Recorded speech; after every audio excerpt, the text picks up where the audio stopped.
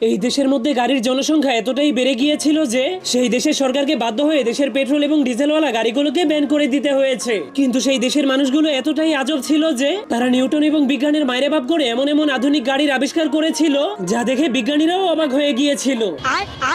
এই কুকুরটা হাওয়া ভরার পাম্প দিয়ে এমন একটা গাড়ি আবিষ্কার করেছিল যার মাধ্যমে হাওয়া দিলেই তার গাড়িটা চলতে শুরু করে দিত। আর এই পালোয়ান তার গাড়ির মধ্যে ব্যায়াম করতে শুরু করে দিলেই তার গাড়িটা চলতে শুরু করে দিত।